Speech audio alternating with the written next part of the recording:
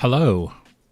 Welcome to another episode of Games Analysis and Producers Perspectives. I am once again the same host I was last time, Ray Hazlett. I've been gone for about a week. I'm trying to get these out once a week, but I took a vacation last week, and you'll see I'm a couple days late on this one. I tried to get these out by Tuesday or Wednesday, but nope, this time it's going to be a Thursday episode. So, what I do for vacation? I went to New York City. Me and the missus did. And while I was there, one of the places I happened to visit was the Nintendo store of Manhattan, which, if you've never been, is a really interesting two-story store. The Switch 2 recently came out. So I brought my Switch 2 with me to New York City to play while I was taking the train there. We took the Amtrak train there. And I couldn't help but notice that the Nintendo Store of Manhattan, or maybe they called the Manhattan Nintendo Store, or maybe they called the Nintendo Store of New York. I forget. I just know I walked in the building and there was a giant Bowser statue. They did not have Switch 2 video games out on display. And I thought that was weird. They had a whole half wall of Switch 1 video games, but no Switch 2 games. I just wanted to look. I don't know if I want to buy them. I have actually a slight small story for how I got my Switch 2. I actually kind of abandoned the thought that I was going to get a Switch 2 like this year at all.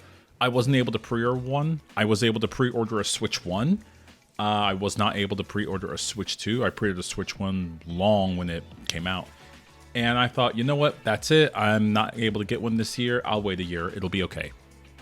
And then one of my friends told me that, hey, they work in a gaming store, by the way. They said, hey, we've gotten a large amount of stock in our store. I think Nintendo was lowballing the world when they said they wouldn't have enough stock. We have lots of extras. You should just go to a store and give it a shot. And it was 11 a.m. on release day. So I happened to have the day off, and I thought, okay, yeah, sure, I'll just go do that. I went to my nearest Best Buy, about 3 miles down the road, walked in and asked, hey, you got any of those Switch 2s? Kind of a long shot here. And the person at the counter said, yeah, I have exactly this one that I'm holding in my hand right now. And she was just holding it. I said, oh, well, not to be greedy, but I'm actually here for the Mario Kart World bundle if you happen to have that. She said they were all sold out. And I said, okay, that one that's in your hand, I'm going to buy it. And so I did. And so that's why I don't have Mario Kart World with my Switch 2, but I do have a Switch 2, and I have a Switch game loaded into it, Xenoblade Chronicles X. Ooh. I've actually beaten that game when it came out on the Wii U, but I'm slowly playing it on the Switch 2, and it's good. It's better. It's got some nice quality of life updates. We'll see how long it takes me to beat it. Anyways, yeah, very interesting. I did not see any Switch 2 games out there in the, one of the big stores in downtown New York City. Maybe you just had to walk to the counter and ask for them. And I'm just not in the mood to pay $80 for Mario Kart World. Maybe that'll change later on. But for right now, I'm absolutely not certain that is a $80 video game. So I haven't got that. But on my way to and from New York, on the way there, I was able to beat Donkey Kong for the Game Boy. I played that on the Nintendo Online service. I'd never beaten that game as a kid. I was able to beat it as an adult. Shockingly difficult video game. I can understand why I didn't beat it as a kid. Yeah, I absolutely abused the rewind feature on the Nintendo emulation platform they have for Nintendo Online. Anyways, let's go ahead and get to the topic we're talking about today. So, while I was out, some stuff happened. For one thing, Marathon, Bungie's next big game after Destiny, is indefinitely delayed. Their words, not mine. Delayed indefinitely. Or I have some people cheekily refer to it as the release date has been delayed indefinitely. Well, tomato, tomato, whatever. So there's an episode I released a couple weeks ago called What to Do When You're on a Sinking Ship. Here's some words you never want to hear while you're working at a video game studio. The game is delayed indefinitely. You never actually want to hear those words. I mean, the worst words you can hear is the game is canceled. But this is about 2 ladder steps above that. It's not great. Like, obviously, if we're using the ladder analogy, the absolute worst you could be is on ground level of the game's canceled and the ladder's toppled over. We're never getting to the top here. But 2 steps above that is the delay date is delayed. I mean, the date for release is delayed or the game is delayed. And then the words indefinitely. There's no other date. They're not going to say how long it's going to take. They have a lot of work to do. They acknowledged a lot of work that they have to do. And of course, some of the issues that they have to do to fix it are, and one of the big ones is they stole a lot of art. They stole a lot of art from an artist. And they have said that they were going to make things right with that artist. I don't know what that means. That's going to be between them and the artist, I guess. Maybe there's going to be an exchange of cash. Obviously, they're going to remove a lot of those assets and art from the game. They'll probably going to have to change the way the entire game looks. Because the way that game looks is based on the art style that they took from that artist. And that's not okay. Not okay at all. So that probably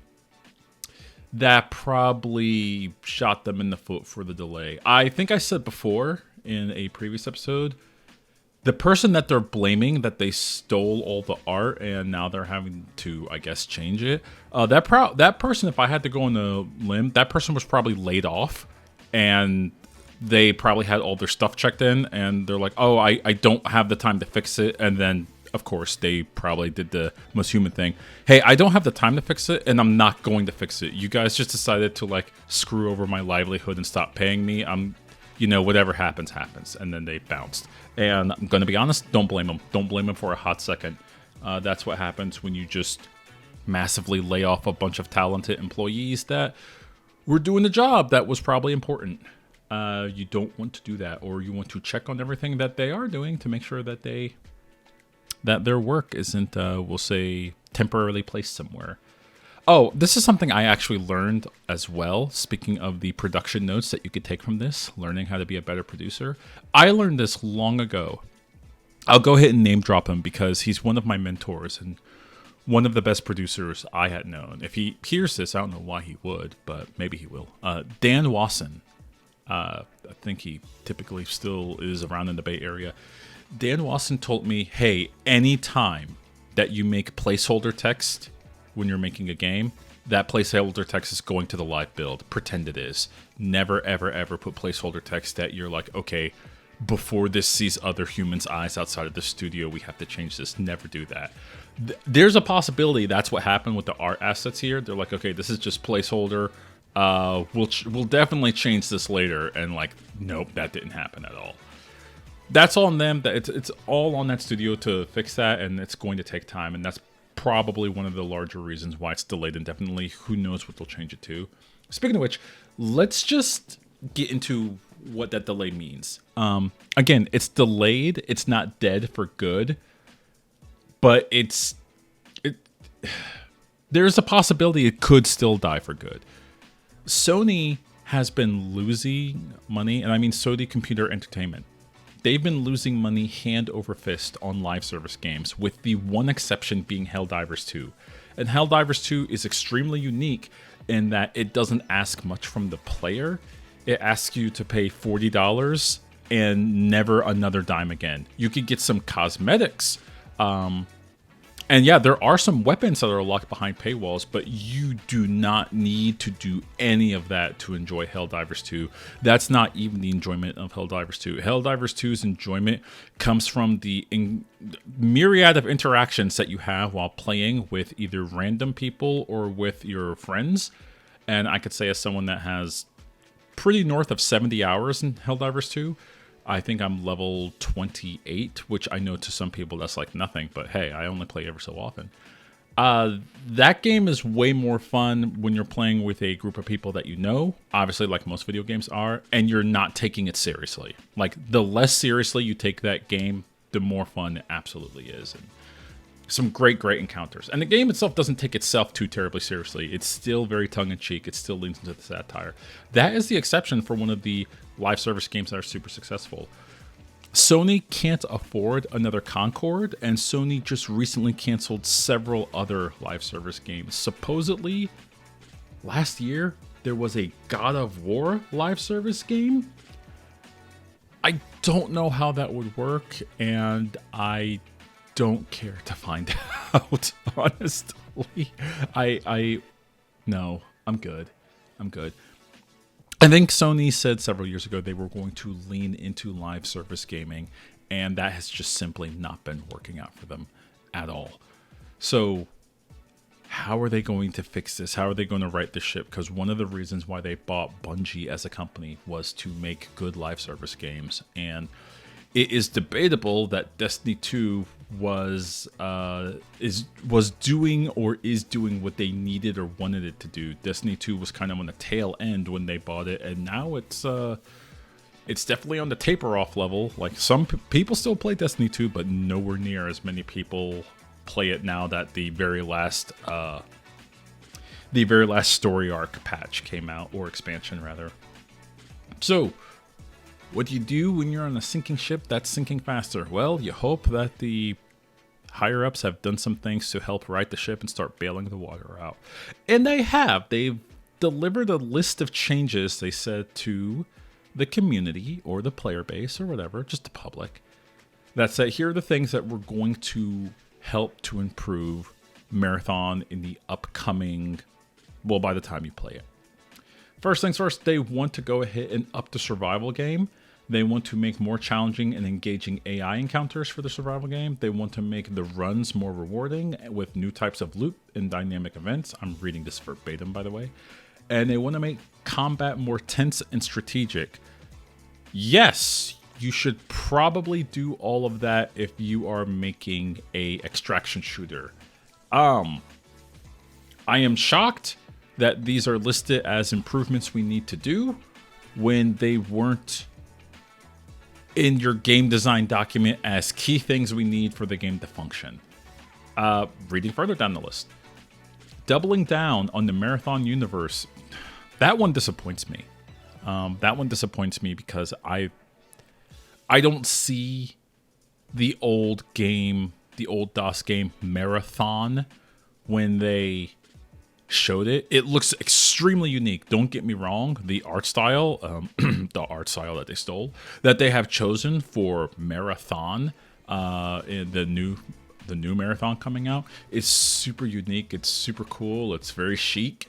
I love how bright and colorful it is. It's not Marathon though. That is a very dark, psychotic series about a lone security cyborg fighting against hordes and hordes and hordes and alien, while an AI goes rampant inside not only your head but on space stations, and it's a whole weird story. It's Halo before Halo.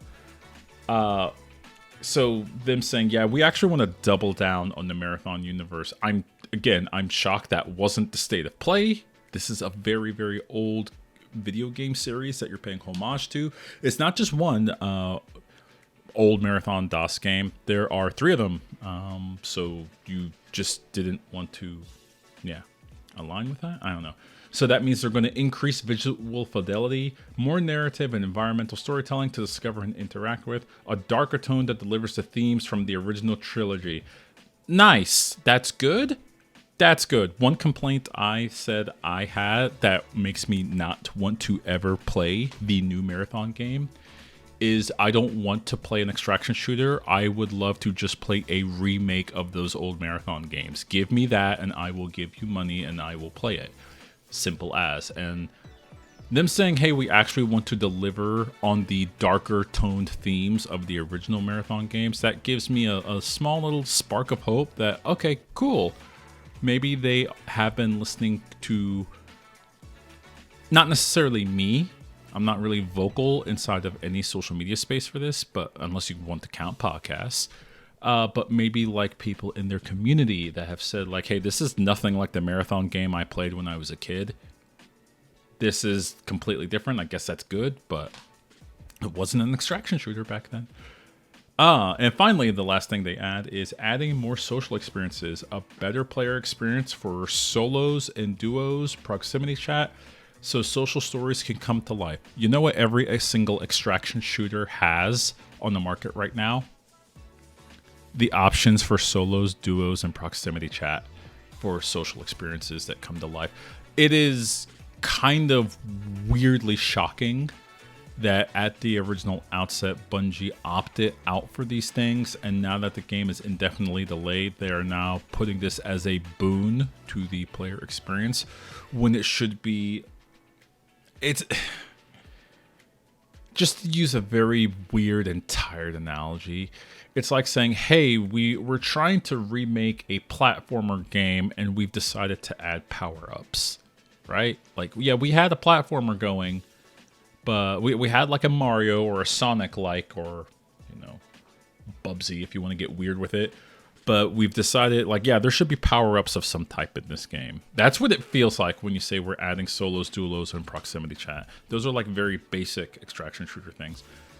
And again, none of this is all of this being added. None of this is something that makes me want to go experience the game marathon, like on a deep level. None of it makes me want to say I want to buy it. That's another thing. They're charging money for it.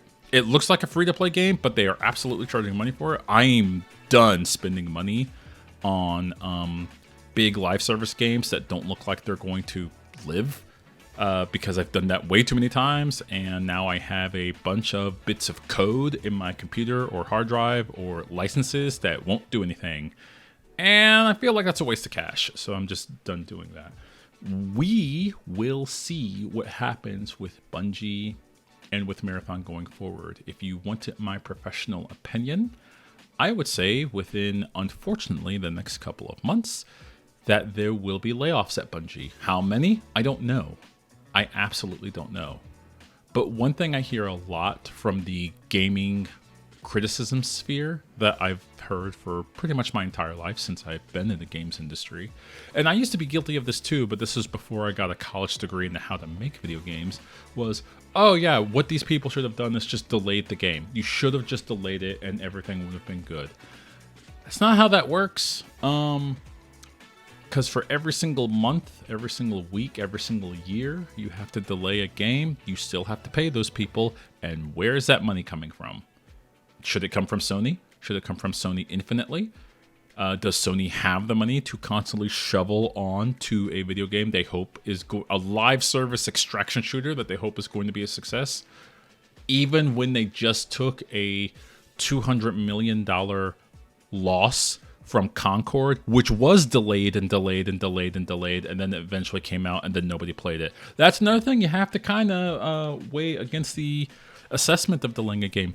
You can delay a game, it could be at least halfway decent, no one cares, and then it dies in weeks.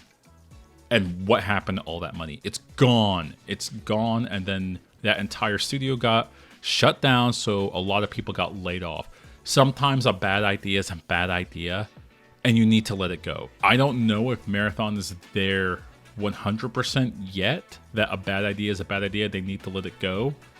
I don't know the answer to that, but if I was there and I was a PM or a producer, I would definitely be waving like as many flags that are colored red and firing off warning flares all over the place saying, yeah, I don't know, guys. I don't know if this is going to work. I really don't know if this is going to work because I don't think anybody wants to play this type of extraction shooter. Extraction shooters still do come out and they still get players. They do not get players in the numbers that Sony or Bungie is hoping for. They just don't. So we shall see. On a weirder note, speaking of being on a sinking ship that might be sinking faster, talked a couple weeks ago also about Splitgate 2 and their controversy that they found themselves into, releasing a battle royale mode that no one asked for, having extremely expensive microtransactions, and of course, the CEO of the studio, the founder, wearing a Make FPS Great Again hat on the Summer Games show. So, yeah, all of that just kind of led up to their initial run of like, here's how many players we're trying to get. Oh, it's not that many players. It's kind of starting to come to a head. Recently, they laid off a bunch of employees that's not something you want to do with a live service game. I've worked on several of them.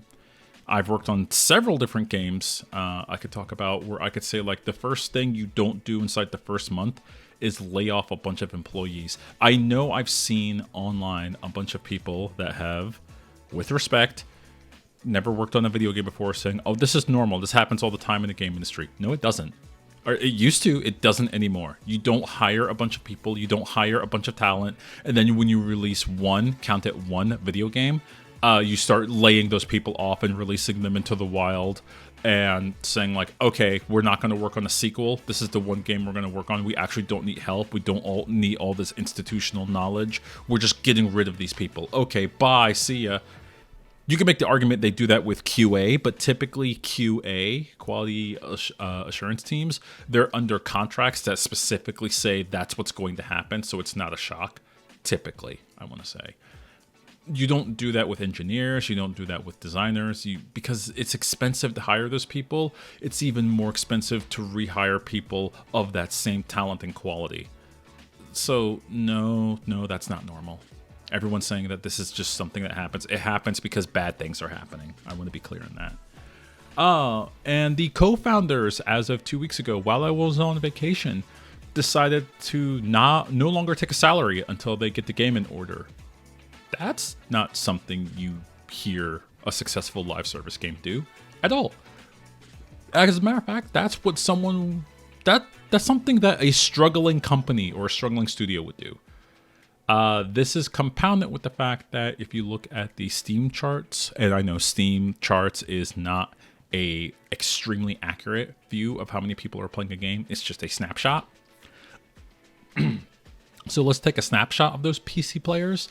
They've been decreasing by 1,000 people a day playing the game. Pretty sure that's a bad. So, what is the remaining? What's Splitgate to do? How are they going to fix it? How are they going to readjust? I'm not sure they can.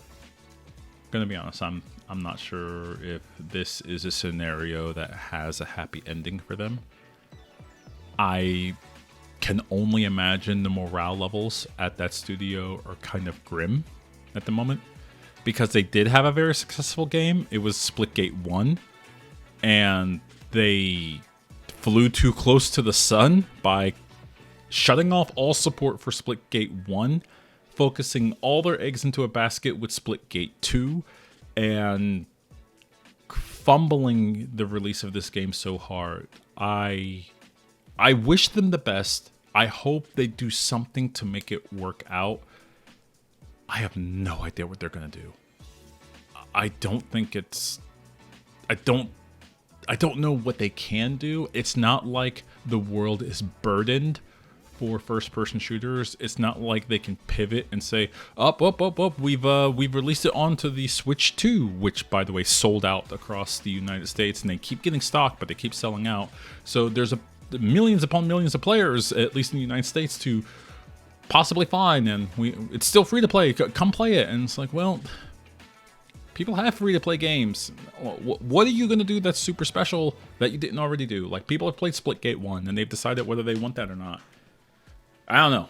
I have no idea. I hope the best for them. I've personally never been in that situation where it's like, okay, we need to reshuffle and reshift. Actually, I have been in that with one specific game. I believe it was World of Warplanes. And the answer to that game was just let it kind of like struggle bus in the background. Like, hey, it's there, it's getting some support, but we have a bunch of other successful games in our catalog that we can support to keep going. Splitgate 2, or the studio behind that, they actually killed that option by killing Splitgate 1. Their backup plan could have been, okay, we're just reshifting focus back to Splitgate 1. Oops, sorry. They can't do that now. Maybe they could. Maybe they could respin it up. I doubt it. Maybe they could. All right. So, those are my takes. Those are my ideas. If you stuck around and listened to the end, I really appreciate you. Hey, do me a favor if you can. If you're watching this on the video stream, I'd love if you go ahead and give that a thumbs up or a subscribe, if you will. And if you're listening to this on the podcast, please give us a high rating. We really appreciate that. By me, I mean me and the people at Unscripted Gaming. We would love that. Thank you very much for listening to Games Analysis and Producer Perspectives. Again, it's Ray Hazlip. You have yourself an excellent week.